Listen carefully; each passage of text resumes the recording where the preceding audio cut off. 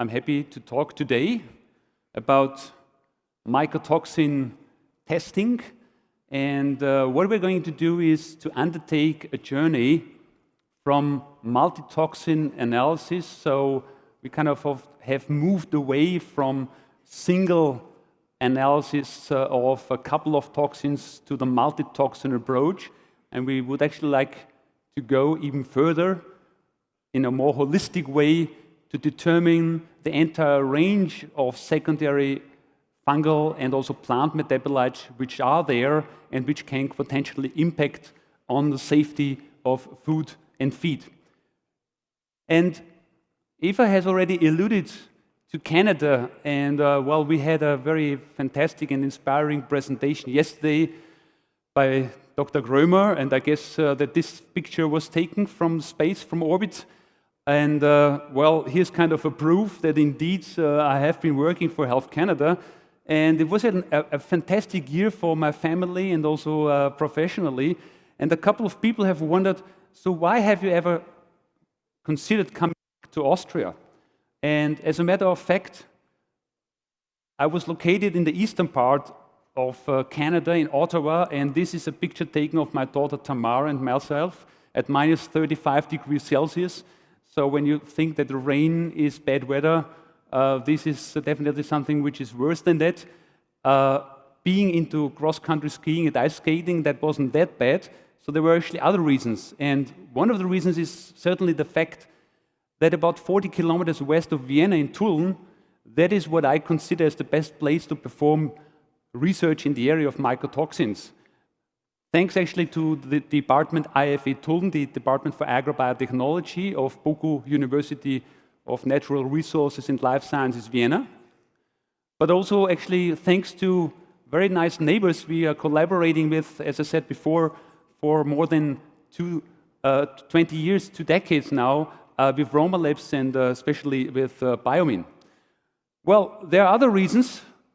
167 staff are working in the area of mycotoxins/fungi, so I don't know any place where there is a greater number of staff being employed in that particular area, and that is certainly also very inspiring to work in such a place. And finally, I returned because BOKU is a great university, and we have actually support from great honorary senators, including Eric Erber, which I consider actually as the spiritual leader of mycotoxin detoxifiers. And they say it's not so easy to become appointed as an honorary senator. And to complement my reasons, there's actually a couple of BOKU alumni, and I think you know a couple of these faces from the Binder and Schatzmeier family, which complements the BBSH acronym. Well, that being said, let me move on to the topic of my presentation, mycotoxin analysis and multi-toxin testing towards metabolomics, by highlighting a couple of figures from the European Union.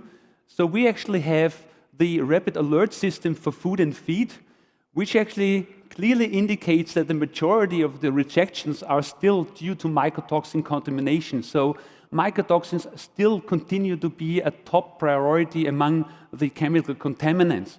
And the European Union actually produces 133 million tons of wheat and 68 million tons of maize.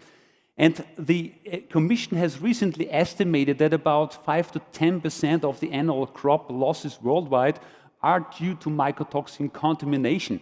So that is, when you consider the economic figure, a lost income for wheat, which can reach easily a 1.9 billion euro.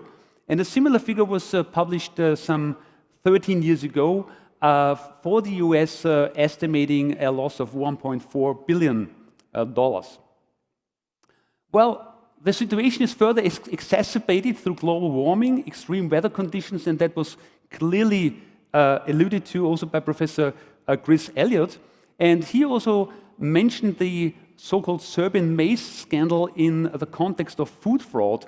I would actually mention that example in the context of extreme weather conditions. And you see here on the picture that in 2012, and that was actually the reason for aflatoxin contamination, Serbia has actually experienced extremely a low precipitation as compared to 30 years before, and at the same time elevated average temperatures.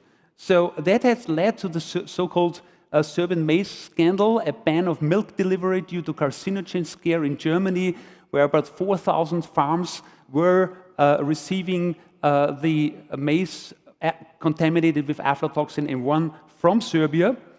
Well, the question is now, is aflatoxin now the mycotoxin to be on the top of the priority list to be monitored in Serbia?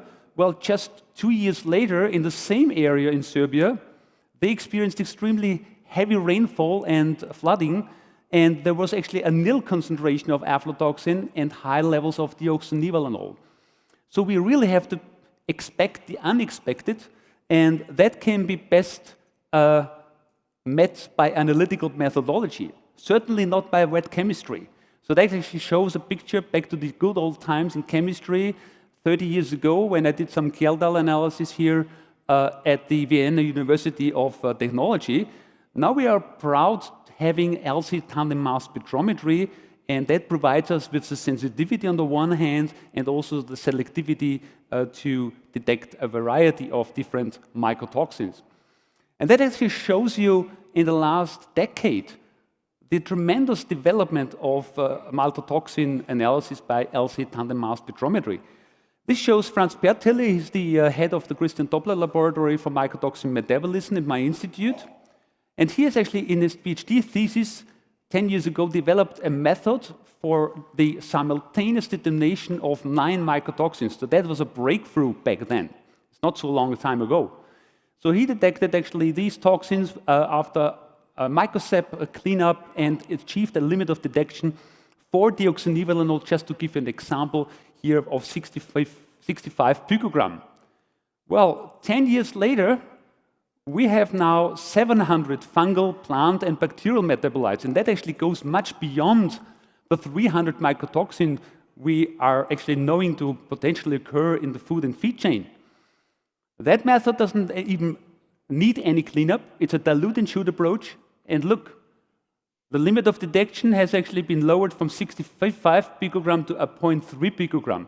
So a great number of analytes can be, and at the same time, we have lowered the limit of detection significantly, thanks actually to these parallel electrodes aligned in a triple quadruple mass spectrometer, which actually act as a mass filter and only allow within an electromagnetic field those mass to charge ratios, those ions, those mycotoxins to travel through these triple quadruple instruments, which you have selected prior to the measurement. And that way we can actually cover a great variety of these secondary metabolites. And this actually shows you the dream team here with Franz Pertille and Michael Suljog and Rainer Schumacher and the humble myself. Actually, believe it or not, in 2006 we have published a method covering 39 different mycotoxins, and that is now the most cited original paper in the area of mycotoxins since 2006 worldwide. Maybe alluding to the last presentation tomorrow, maybe in the universe, who knows who else in the universe is detecting mycotoxins. And this actually clearly indicates also the great impact and the crucial role of analytical methodologies for a great variety of scientific disciplines, as for instance, plant science, food and feed safety area, and also veterinarians. Well, a method has also to be validated. And a validated method kind of proves that you're not only able to detect the mycotoxin, but to also quantify those. So in a 1 year person effort, we have been able last year to do a full validation of some 300 mycotoxins for 4 different matrices which are relevant for food and feed. And you can actually look that up in Journal of Chromatography. Well, as a scientist, it's certainly a fantastic achievement if you're not only cited a couple of times, but at the same time, what you produce is also of use to an industrial partner, as for instance, Biomine, which actually has commercialized this method, Spectrum 380, and we are actually happy within their worldwide survey to provide them with sound analytical data within their surveys. And maybe we have to add a 380 plus or 380 square in the future because we have actually by far extended that number. That method has also been subject of a couple of cover stories, as for instance LCGC, and a proof actually for the meaningfulness, and that actually what we're doing is sensible approach, has been demonstrated by a couple of surveys which we have carried out, including actually one published in Toxin, which clearly indicates that 140 different secondary metabolites of fungi, including the regulatory controlled mycotoxins, indeed occur in feed and feed ingredients. And we have been able to really provide some advice to veterinarians in order to provide them with some guidance in the diseases which they have observed in their animals. Let us now move on from the mere detection and quantification of individual mycotoxins towards their metabolization products. And that is actually an example which is in the meanwhile well known. The metabolization, for instance, of deoxynivalenol in resistant plants. So deoxynivalenol through the enzyme glucosyl transferase can be detoxified to DON3 glucoside. Actually, this detoxification, which can be carried out by as a resistant plant genotype such as maize or wheat, by just adding a sugar molecule, making actually DON non-toxic. At the IFE Tulln at BOKU, we are also able to trace the production of the glucosyl transferase, which is responsible for this detoxification procedure, back to quantitative trait loci where the genes are located on the wheat and the maize chromosomes. From a food safety standpoint, it's important to note that actually this mast toxin can be transferred back to the parent mycotoxin in the large intestinal tract by some bacteria, releasing the mycotoxin again. So that is why these toxins should also be monitored. But as a scientist, we would also like to explore the unknown. And this is clearly not London's underground system, it's not that complex. However, it's the global map of metabolic pathway. And here you see magnified the part of the metabolic pathway from the glycosylases and also from the citrate cycle, which are important for us because mycotoxins are actually spin-out products of these particular cycles.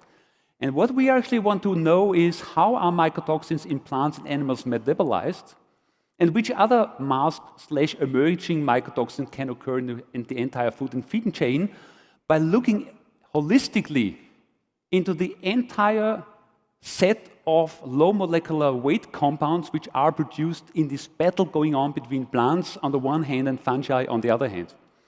And actually Galileo Galilei in the 16th century, I think, used to be a pioneer of metabolomics because the metabolomics tries to detect all the metabolites which are produced by nature. And he said, measure what is measurable and make measurable what is not so. And that can be done by Orbitrap Technology. You can see here that the ions can be separated according to their vibration frequency along an inner electrode. And actually, it's not only these 3 or 4 ions which fit into this Orbitrap chamber. It has place for about 1 million different ions. And that way, we can actually produce a chromatogram like this with the challenge that we are producing here 2 million mass signals. Unfortunately, and that is actually not a very well-known fact, about 90% of all the signals we are producing are background signals, less specific signals, some interferences, which are of no biological meaning or interpretation. And this is the way we are facing this challenge. So we are actually developing a method based on stable isotope labeling assisted metabolomics. What we are doing actually is here, we are spiking wheat with C12 deoxynivalenol on the one hand and C13 based deoxynivalenol on the other hand. So each of the carbon atoms, and there are 15 of those in deoxynivalenol, is in the C13 isotope log replaced by carbon having the atomic mass of 13 rather than 12. You can actually buy this. This is C12, that's the naturally occurring mycotoxin, deoxynivalenol. This C13 is a one which can actually you can buy from Roma Labs, or you can produce it yourself by adding C13 labeled glucose as a substrate to fusarium and grow this fusarium on that C13 labeled material. And that is a workflow which we have developed by actually spiking both this, with the C12 and the C13 deoxynivalenol, the wheat ear in the glasshouse, in the greenhouse, and then after 96 hours, because we want to study how is the deoxynivalenol metabolized on the wheat ear, in the wheat plant, by actually harvesting 96 hours later this wheat ear in the greenhouse by adding liquid nitrogen in order to freeze the metabolic state of the wheat, so that actually you can ensure that when this wheat is transported back to the lab where we analyze these samples, no further metabolization take place. And I'm showing this picture not actually that you understand C13, C12 in vivo labeling. Actually, it's super complicated, but I would still like you to know a couple of facts. You can see here deoxynivalenol based on each carbon atom with the atomic mass of 12 and here of 13. I told you we have actually 15 carbon atoms in each of these molecules. This is some really chemistry lecture here. And so, therefore, the difference in the mass of the C12 and the C13 deoxynivalenol is 15. One 279, 97 atomic mass units heavy, the other 312. So why are we doing that? Well, this pattern can be used in order to interpret a chromatogram like this. This is actually a three-dimensional chromatogram. A retention time where actually the peaks occur. Here you see the mass-to-charge ratio, and here you actually have the intensity of the signal. Clearly, this is not the surface of Mars, but clearly this is a very complex chromatogram to interpret with some 2 million mass signals. 90% of these mass signals, which are derived from the wheat sample, which was treated with deoxynivalenol, is actually garbage. And we actually have developed that methodology that we are now able to look for those metabolites which carry both the C12 and the C13 isotope load. Clearly, when you add to a plant the C12 deoxynivalenol and the C13 deoxynivalenol, any metabolite which is produced by the plant, any metabolite of the deoxynivalenol will also then occur as a C12 and as a C13 form. And that way, we have developed this methodology where we can actually screen for corresponding C12 and C13 pairs, and only those peaks are those which are biologically derived. And you can see how we have downsized the number of peaks from 2 million signals to about 15 signals. And these are actually those metabolites of deoxynivalenol which have been produced by the plants, most importantly the deoxynivalenol glucoside, the masked deoxynivalenol. But that way we were able to discover a completely new generation, so to speak, of masked mycotoxin, so-called DON-GSH, carrying actually a tripeptide, a monopeptide, a dipeptide, and so forth. So there's actually a couple of unknown metabolites which were also formed, so there's actually still room for further research in that area. Well, the importance of these novel masked mycotoxins, which we were able to detect through this untargeted metabolomics approach, is still to be investigated for food and feed safety. And let me summarize on this slide the complex interaction between fungi on the one hand and plants on the other hand, which is the basis for everything we are concerned about in the area of food and feed safety. So let's imagine the fungi producing deoxynivalenol. We know that resistant wheat and maize plants are able to detoxify this deoxynivalenol to DON3 glucoside, forming the mast mycotoxin. We also have evidence now that nature is now shifting towards the production of 3-acetylated deoxynivalenol. So we have an increased occurrence of 3-acetylated deoxynivalenol. Well, and here the position 3 is already blocked so that the detoxification cannot take place anymore, so which is actually bad news for the plant. And now through untargeted metabolomics, we were able to elucidate a new defense mechanism of the plant, producing DON-GSH, which is also non-toxic or less toxic. And that actually obviously forced the fungus to produce a new mycotoxin, which the group of Franz Bertiller and Elisabeth Wager, as PhD student, has here discovered NX2, a novel A-trichothecene, which prevents this detoxification through DON-GSH.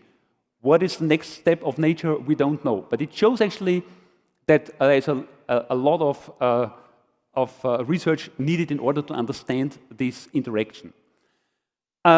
Chris Elliott has already pointed out the Nature magazine scientific reports, and I'm actually happy and quite proud that we have recently published a paper in that area by actually highlighting the fact that it's not only the metabolization of mycotoxins in the plant which matters, it's also the metabolization of the mycotoxins in humans and animals which matter. And actually, we have detected DON sulfate as a novel metabolite in humans, probably also in animals, but that has to be verified. And this deoxynivalenol sulfate has a clear enhancing effect on the proliferation of intestinal and also urinary bladders. So that is kind of round up that not only is for the plant area, it's also for the humans and animal area where the study of metabolization products of well-known mycotoxins is of great importance. So what can we do about all these issues, about mycotoxins, about the metabolization products? Well, definitely it's not what we want to do, what has been written down in the Swiss food regulation in the 13th century. They said about contaminants that fish which cannot be sold can be declared as such and is allowed to be sold to foreigners only. So that is not what we consider as a solution. What we actually consider as a solution nowadays is integrated multi-actor-based approaches, where actually you try to liaise, to collaborate between science and industry. So we actually have here in our European Commission funded project some 40% industry participation, also in collaboration with Biomine. And what they are doing in an integrated approach is that we combine pre-harvest measures with early warning systems, with cultural protocols, with minimum tillage, with post-harvest techniques, including novel sensors in order to monitor the uptake of fungi during the storage of grains. Also, how does thermal processing impact on the metabolization of mycotoxins in the food? And we also try to figure out safe use options of contaminated batches, so that actually by utilizing also the power of enzymes developed by Biomine in collaboration with IFE Tulden, that actually we get a very highly efficient fermentation process in order to produce bioethanol at a high yield, and at the same time obtaining DDGS as a protein-rich byproduct which can be used for the feed industry. All that information, also including standards and legislative aspects, shall be fed into a web-based tool which hopefully in the next or in the year 2020 World Nutrition Forum, you will also be able to download as an app. To those of you who come from the Chinese community, I'm happy to tell you that our website, mytoolbox.eu, and actually I'm really inviting you cordially to sign up for this webpage, is also fully translated into Chinese language. Well, we have 3 Chinese partners also from the Chinese Academy of Agricultural Sciences. Well, there's a clear reason, 470 million peaks representing about 50% of the world's pigs population, is a clear reason why also studying the effect of detoxifiers under Chinese conditions is an important aspect of that project.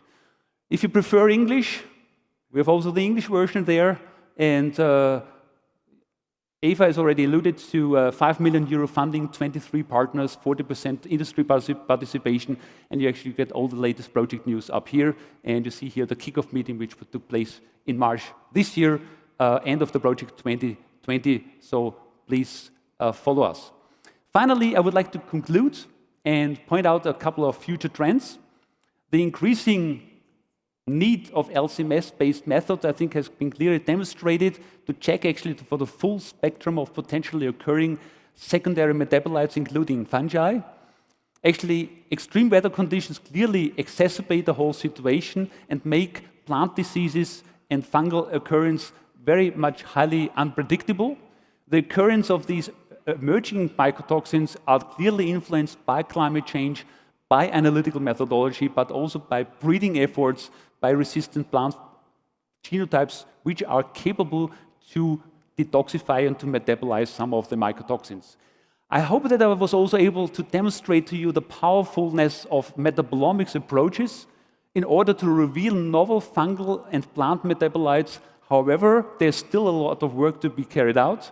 We need actually toxicological assessment, as Chris Elliott has pointed out before as well. And finally, I would like to highlight again the importance of these multi-actor-based approaches, integrated approaches beyond the field-to-fork approach, including biofuel production, which I have presented before. With that, I would like to kindly invite you to join and participate in our Mycotoxin Summer Academy, which is also supported by Biomin and Roma Labs. You can actually get hands-on experience on the field, also in the analytical laboratory, including LC-MS technology, and I'd be happy to welcome you at the IFE Tulln. And with this, I'm not only thankful to the Erba AG Biomin for handing me over the Brain Award, but also for the invitation in the first place, and thank you so much for your patience, listening to me, and well, that clearly demonstrates that you cannot only do canoeing near Vancouver, you can do the same thing in Tulln, maybe less picturesque, but still nice, and there definitely are very nice and inspiring people there. Thank you very much.